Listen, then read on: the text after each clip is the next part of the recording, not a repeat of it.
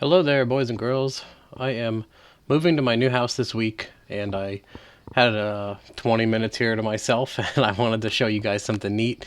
This is another sloppy success story. One of the guys on the public page had posted this. This is his dad's car that he had raced before, and he wanted to go first time fuel injection, and he looked up a lot of stuff on sloppy, decided what he wanted to do. As you can see there, he put the wastegate on the housing. He took a lot of things from sloppy. Obviously, he did the Little John Stage 2.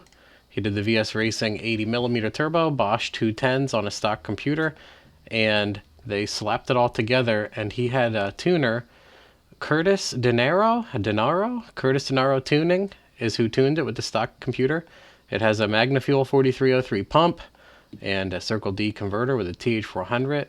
And he was extremely happy with this. They street tuned it and messed around with it and did a lot of other things. And the other day, he took it to the dyno and it ended up making a shy over 1,000 horsepower unlocked. So I just wanted to show you the videos and say that sloppy combos do tend to work.